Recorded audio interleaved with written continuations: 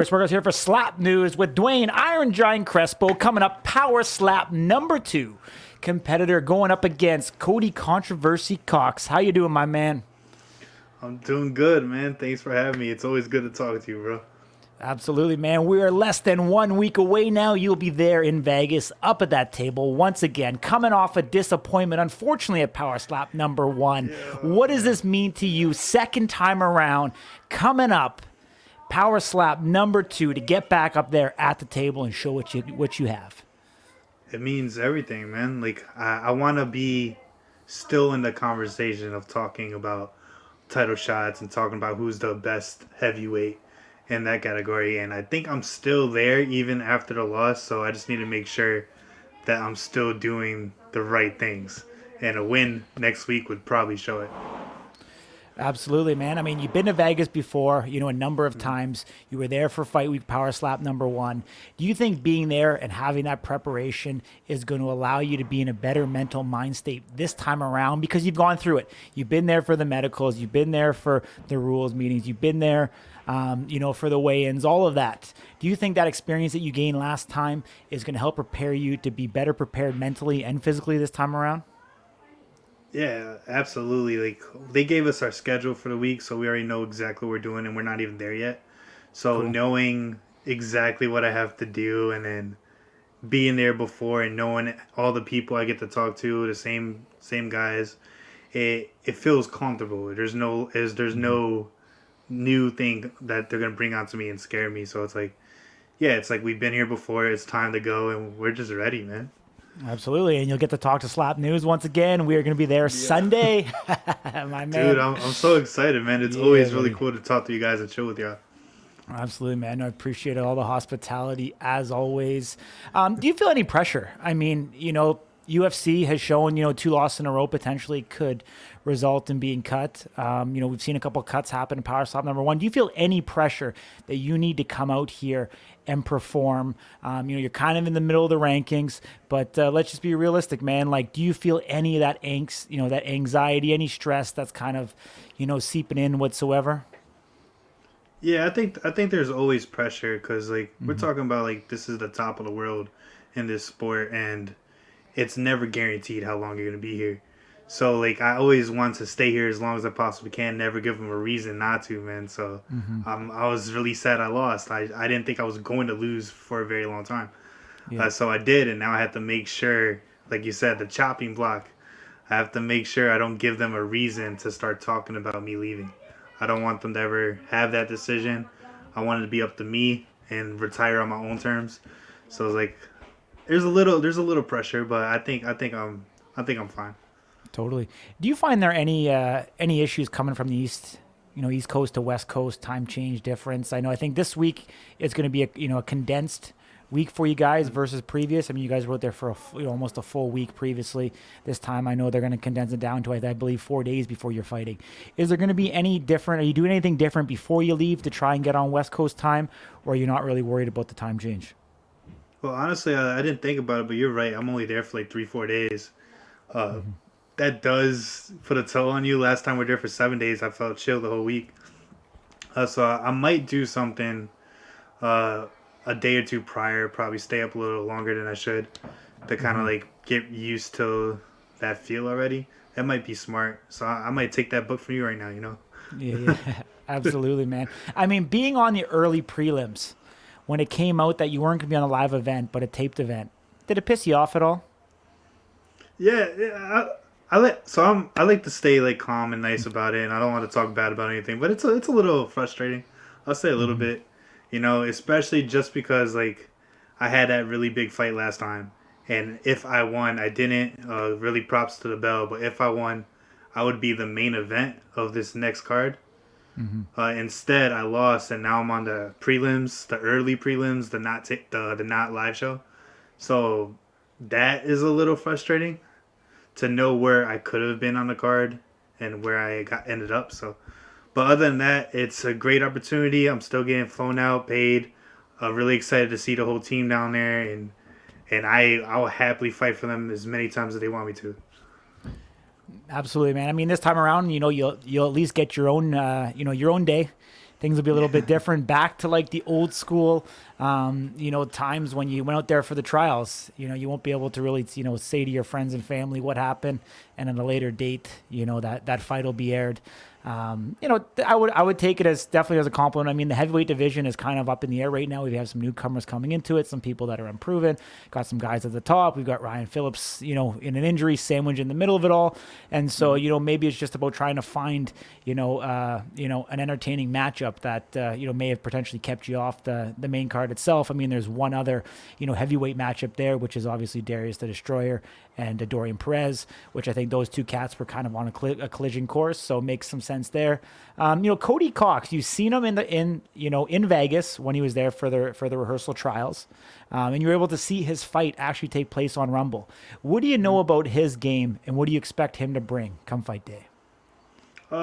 Cody Cox, man, he's a good guy. He's a really nice dude. I still talk to him, man. He's a friend. He became a friend back when we met back in the last time. He's a good dude. What I expect from him is like, and even talk to him, he thinks like his chin and like his persona is gonna pretty much solidify him, and I agree. I think that what he needs to do is to take the shots, and I think I have a lot of ways to win, but his chin could be a good tool for him. So I think that's what he agrees on too. Awesome. Do you see any weakness in his game that you think you can exploit? I think just the being new part of it. The being new, there's no one really teaching him, and he only had the one fight against Austin Turpin against another new person, so no one really trying to use like strategies and techniques to fight him. So he has to figure that stuff for himself. To now go against where I believe I'm super experienced on the striking side. That there's a lot of ways that I could do this, and I just have to figure out the best way in the fight. Yeah. I mean, last time we talked to you, you were on Strike Zone with myself and Big Jeeves. We were talking about using multiple disciplines to be able to perform and, at your absolute best. We talked about some strongman stuff that you were doing. We talked about some unique training styles and stuff that you were doing with your trainer. Are you doing anything different this time around since last time we talked to you to help prepare you for this moment? Yeah, I've been, so we're a week out, so it's definitely just fine-tune season, really just kind of like work on the motions of what I want my swing to look like. Yeah. And I've been really like honing back to my baseball, softball days. Because I've done that my whole life, and looking at my swing, it looks so similar. So I just picked up the bat again, started working on hand speed, working on certain things, and it looks pretty good. So I just been going that route right now. Yeah. Did Wolverine Ron Beta and his infamous slap on in the main event power slap #1, did that change your mind? I mean, it shocked the world. It shocked me, I think, and a lot of people, how he changed the trajectory of the arm slot. Did you look back at that and study his slap to see how you could potentially adapt that, underhand, midhand to an overhand? Yeah, what's funny is like, so we go on the road to the title show, and they're teaching us basically like how to slap for the sport. So in our minds, that was the way of how we're supposed to do things. Everything like moving a certain way, learning from Darius, getting his swing from Darius. And after seeing Wolverine, I saw stuff that like baseball pitching. He threw that last slap like you throw a baseball. And I started to realize that I don't have to be put in this box of like how to slap. I'm smart enough and skilled enough to bring everything I've ever learned in the past and just figure out how to use it here. So I could do my baseball throw. I could swing like a baseball, like swinging a baseball, or discus, or strongman fighting right hook. I could throw a right hook like I do for boxing, So. Totally. With that information, I started to get a bigger toolbox and be like, all right, cool. This is what I have. What am I going to use? I don't know. Yeah. So do you think Ron was sandbagging it? He kept that one, in the closet and didn't let anybody know that he was going to be unleashing that? Dude, 100%. Even in the back room, man. Like we're in the same corner, so we're in the same room before, and we're just talking. And he's a sports nerd like me, like the striking nerd guy. So we talk about striking differently. And he was warming up, and his hand was like low to the ground. He was like, "This is what I do all the time." So okay, cool. And then watching the fight, he went low to the ground the first two windups, and that third one he threw from the ceiling. And I was like, you wanted everyone to believe what you were doing, and Darius believed it. He even put his chin in the direction of where he thought it was gonna be, and it's like, nah, it's different.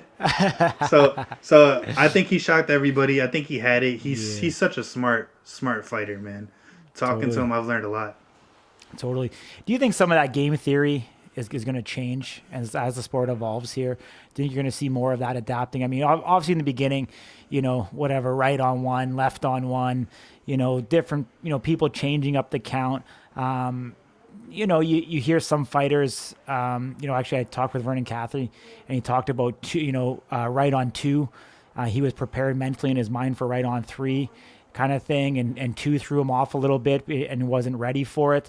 Do you think we're going to see more strategy and changing things up so that, the person receiving on the defensive end may not be able to brace and prepare as much, if they're not as focused in the actual match itself? Yeah, I think definitely with the higher level fights. I think right now in the low level guys, they're just figuring out how to swing, and we're not going to see it from them, and I don't expect them to. I wouldn't tell them like, hey, like do this. So like have their corner tell them that, if anything, But I think the higher level fights, I think when you get to the championship level fights, and I guess in the heavyweight division where the top 5 are monsters, you have to really be on your game set the moment you step forward. The moment the ref brings you to the table, you have to pay attention to the person, what they're saying, what they're doing, and like how their warm up is, and just keep a mind of like what they've done in the past and everything. Because like I said, Wolverine, he changed it up at the last second because he knew that Darius was going to expect him to do the same swing, and that helped him plenty. So like, yeah, we'll see it for sure. A lot of like smarter fights. How do I put my defense against? If I was fighting AJ, I would defend differently against somebody else. I've heard AJ talk about defense against Vern. He was like, usually I prepare myself and I do a little slide. He was like, against Vern swings too fast. I can't slide when he's too fast. I just have to take it, unfortunately, So like, you get to start seeing people's minds, the higher level fights. Totally. Obviously, like we said, May 24th, is going to be fight day for you. It's going to happen relatively early in the day for you. So, maybe that time change won't be as big of a difference. Could be kind of prime time for you, in regards to that. But in a perfect world, we know that the coin toss came out and you lost the coin toss. So Cody will be striking first. How does the perfect match play out for you next Wednesday, May 24th? Perfect world, man. I take the shot, nothing happens to me physically, and I just immediately return back with a shot, and he doesn't get back up. That's like a perfect world, minimum damage, less time, less stress. That would be great. Is it what I expect? I have no idea what to expect. I want to go in there with all the tools I have and make it the best opportunity I got. Because I want a bonus too, man. So I'm trying to get his head off. I would love that bonus, Totally, my man. Totally. Well, we wish you all the very best, dude. I appreciate you joining me here on this pre-fight interview. A Slap News, some of the hardest working beat guys on the scene. We will be there live in Vegas. We'll be catching up with you, definitely there. We'll be doing some hotel room stuff again. I think that was still one of my most favorite, interviews that we've ever done, on the channel across the board. So we'll get more of that good stuff in there, and we'll see you there live. We appreciate you. Safe travels. And, I'll give you the last word. Give a shout out to your social media handles, my man. Man, it's always good to talk to you, man. I can't wait to hang out with you in Vegas. It'll be a fantastic time, man. You guys can follow me on all social media. I'm on Instagram at IronGiant_MMA. And I'm on TikTok and Twitter at IronGiant_slap. So that is all for me, man. And I'm really excited to see you guys, dude. It's going to be a good time. Yes, sir, buddy. All right, buddy. We'll see you there. Take care, man. Have a great night. You too.